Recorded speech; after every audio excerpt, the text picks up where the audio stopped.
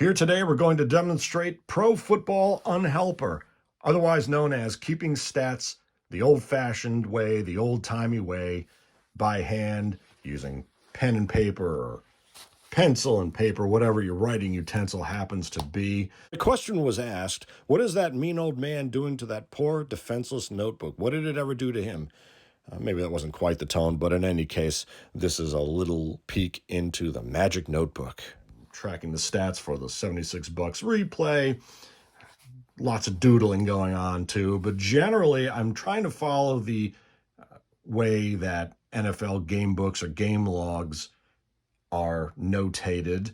I seem to recall, I haven't dug out a series of instructions, directions. It might have been the AP or Associated Press style guide for notating games if you were actually on the sidelines or in the press booth and covering them. But in any case, you can just go read one of the game books if you're a PFRA member. That's a member-only benefit. And what I'm essentially doing is recording the game day particulars. In this case, Broncos are a 60-run, 40-pass team. I note the offensive to defensive indexes.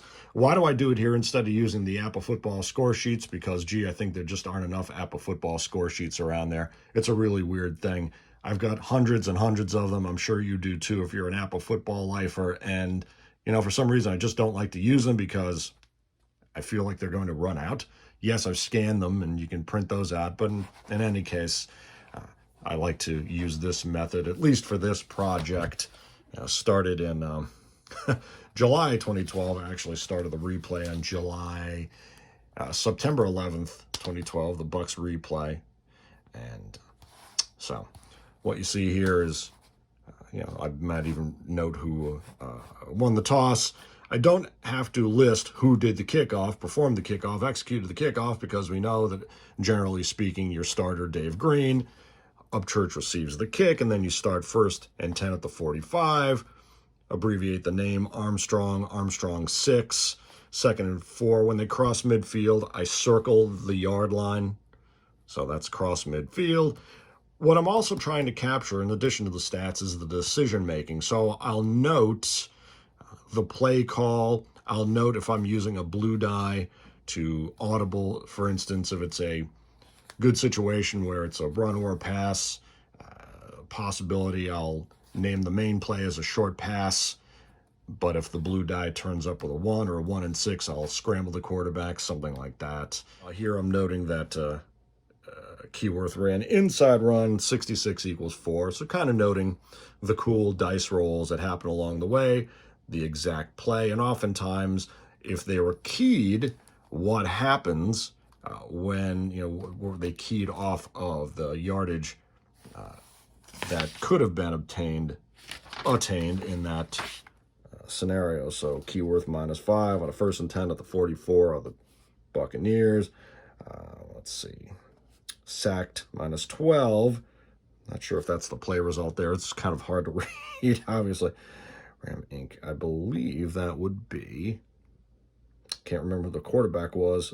Norris Weiss punting there, I guess. Keyworth 3, Keyworth 2.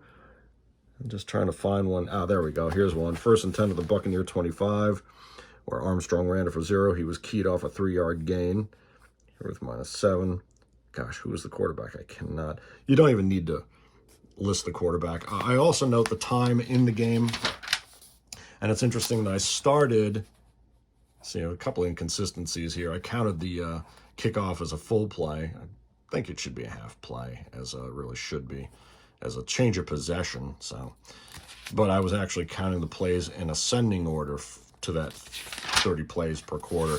But it's over here in the Steeler game when I picked it up with 17 plays to go in the second quarter, where I start counting down. I've switched from counting the plays upward, 10, 11, 12. I took it from 17, 16 and a half, 15 and a half, etc. So again, instead of listing a quarterback on a short or long pass, I just list SP and the receiver. Unless there was a change in quarterback, the starter's injured, notate the new starter, and all subsequent stats are achieved by that replacement player. Let's see, 2-6-24. Williams 3, inside runs, 3rd and 3 at the 27, sack -4, so I know it was Spurrier. Suffered the sack there, 4th and 7 at the 23, 41 yards out of bounds. I don't have to note that Dave Green punted. Let's see. Oh, I also note the defensive alignment as often as I can remember it.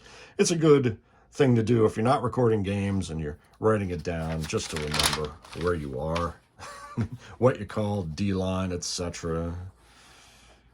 1st and 10 at the 24 is the Bucs 24. Short pass Swan, 12 out of bounds. I know Bradshaw threw it. Count that as the half play. Any other defensive, maybe I'll start having the defense roll over here in certain situations. I'll use that blue die to determine the line. 1, 2, or 3 on the blue die would be a light line. 4, 5, 6 would be a standard line, or a standard line. A heavy line as we get closer to the goal line here. So just kind of noting the in-game audibles and decision-making apparatuses to just kind of keep track and go back over seeing, I don't know, who's ever going to do any deep statistical analysis of this going forward. But I was keeping stats. I've gone through game 8 of the 14 games there. So week 9, going back to the Broncos game, and then you just start reading through. For the Buccaneers, I'm not doing the opponent's stats. I might do something with that. But Carter 7, there we go. Carter 7 keyed off 10. 66 on an outside run. That was most likely a standard line, but I can go back and look it up, see if there's anything wrong with that. And then when I'm counting the stats, I don't have to list an attempt and the yardage. I just list the yardage. All right, so that's obviously one rushing attempt. Williams 1.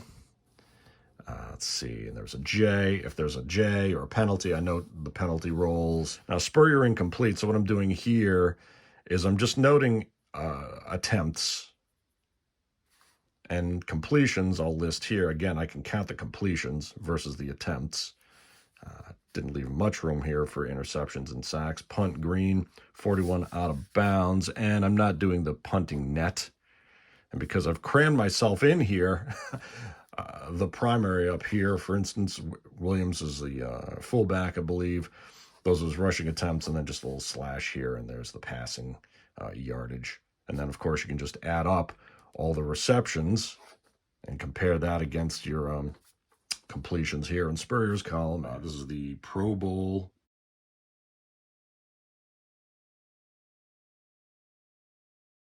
'77 season Pro Bowl, I believe, at Tampa Stadium. Hey, look at that. That's cool. That's not a bad little vacation, is it? Yeah, January 23rd, 78, Tampa Stadium. And you got your champion Cowboys in there. But as you see now, you start to see the 1st and 10, and that's the NFC, AFC. So in that case, I would just circle it when they cross midfield. They also note who tackled, and they also note intended for Pearson, pass batted down. So, you're adding a little bit of the flavor of the game in there.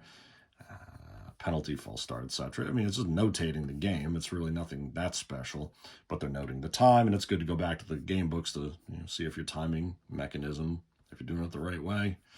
In any case, just kind of following the game book style somewhat, but adding the decision-making parameters, some of the key dice rolls, and when a receiver or runner is keyed, what the yardage would have been versus the yardage that came out. It helps with the narrative, how the play came out versus how it could have come out. There are probably instructions. Like I say, I'll put a link to any instructions for notating football games in the good old days.